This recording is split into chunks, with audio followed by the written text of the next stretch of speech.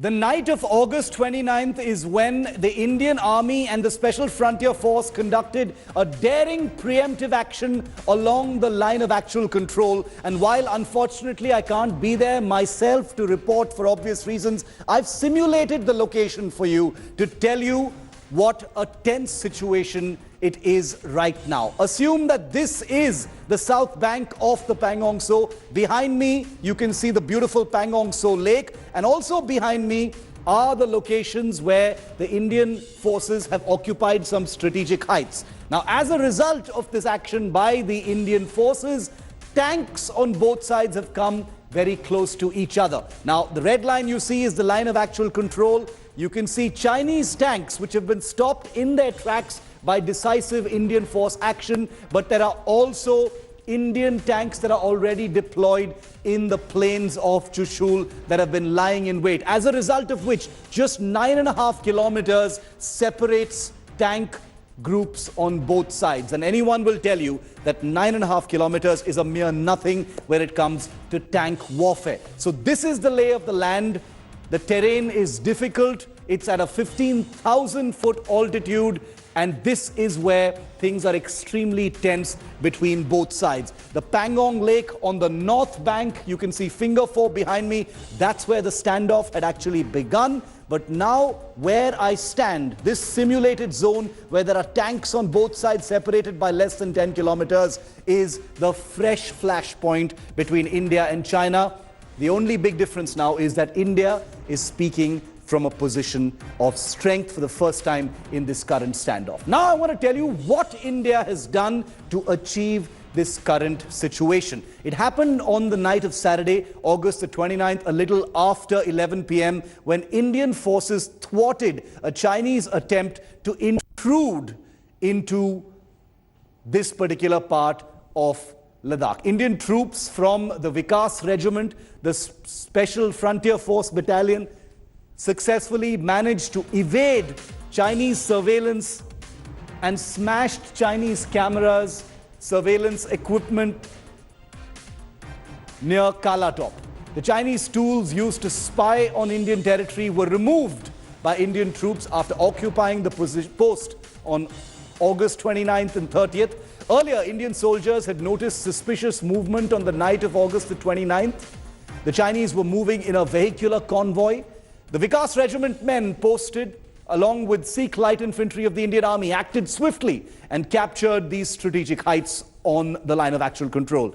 The Chinese intention was to move in, intrude and capture this dominant hill on the Indian side of the LAC, but the Indian Army and the SFF were too fast. They preempted, they predicted, and they acted before the Chinese could. And that's why China is flustered, left completely without its element of surprise and completely without its sense of initiative. I want to bring back Brigadier Sandeep Thapar and Colonel Rohit Dev in on this discussion because I personally believe that the voices of officers and soldiers who've operated in this area is more valuable than anything else at this point of time. Brigadier Thapar, operating in these areas is one thing. Operating in these areas at the top of your game after what has been a 3-month standoff with the kind of pressure that you were describing is another. 15,000 feet altitude, unimaginable terrain and weather conditions. How do people operate in these areas, sir? We're talking about the Special Frontier Force, the Army, the Sikh Light Infantry men who are on these heights. What's it like to be there? Shiv, you described the area pretty well. But let me tell you, once you're acclimatized, it is as good as any other normal mountains, except that there is a limit to physical activity or the speed with which you can do certain things.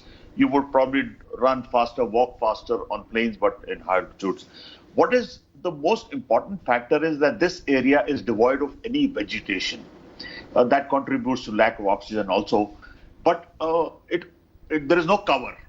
So everything that is done in the open during daytime. You cannot hide your activity. This tank to tank distance which you're talking, this is a narrow valley, so to say, 7-8 kilometers wide between their positions and our positions, where certain maneuvers can take place. There is also an old airfield in this place where planes used to land, I think, in the conflict in the 60s. So it's tough. It's fairly tough. But since our troops have been there for 3-4 months now, I'm certain that they are fit and fine and ready for any action. In fact, they've been sitting for so long that some of them really must be looking forward to the action. Always brave, always ready, fully acclimatized, and always committed to what they need to do over there. You know, help us civilians understand, Colonel Dev, about the sentiments and the thought process and the structures that go on during such missions. You know, like Brigadier Thapar said, these are men and officers and soldiers who've been deployed for a long time. You know, at some point, the pressure needs to be released. How is everything kept under control? Shiv, I will try to bring out a distinct factor between us and the PLA insofar as MEC forces are concerned, because I've been part of one. The mental agility and the directive style of command, which is imbued at the level of a tankman, is far superior compared to PLA. And that is to our advantage, and that is something PLA can never do, because for every decision to go into a tactical formation, they look behind. They even look behind to the political commissar who is supposed to give a nod. So that is the difference in decision-making dilemma, which we have an advantage over. And that is where I say at the tactical level, we have a huge advantage. Having said that, I will just like to comment on the issue of conflagration.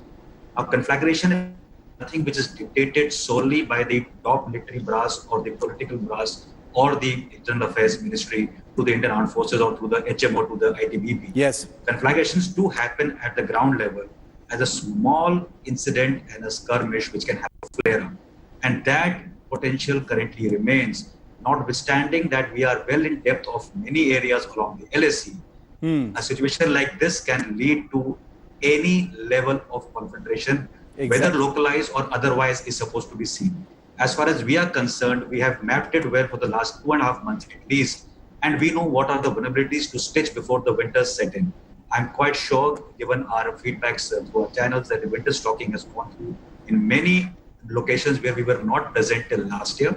And I'm also sanguine and also aware that the coming winters and beyond the next season, we will seize more initiative from PLA along the LAC, all across the LAC. So that is my short point. Because this bears repeating over and over again. The fact that India has the initiative. India as a force is a peace-loving country. But that doesn't mean that force is not going to be used. That is what has been demonstrated now. Shiv. India. Shiv, one small point. Quick. Shiv, one small point.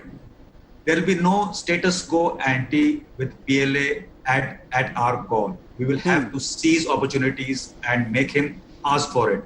For many decades, China has avoided our border dispute resolution and thinking we are a weaker state. It has taken a misadventure.